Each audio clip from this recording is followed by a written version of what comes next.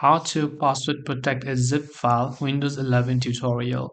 Now first of all, it does not matter whether it is Windows 11, Windows 10 or 12 or whatever else. First, you need this additional piece of software called WinRAR, which you can download for free from their official website win-rar.com. Once you go there, click on download. Make sure you've also installed the WinRAR application. Now we will simply go to the files that we want to set as a zip and set a password to protect it. So let's say these are the music files. Now normally if I just right click on it and then I select add to archive or select compress to a zip file, right? So this will just be compressed to a standard zip file right here, but it will not be password protected, right? So what I'm going to do, I'm just going to delete that. This time we want to select everything, right click, and then we will select this option called WinRAR. If you don't see WinRAR, you can also click on show more options and select the WinRAR option from there. So just right click on it and then click on the WinRAR. Now here you can see the option called add to archive. So click on add to archive button.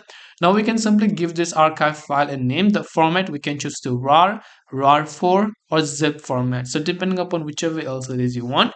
Now we can also click on set password button to password protect it basically. So we can click on it.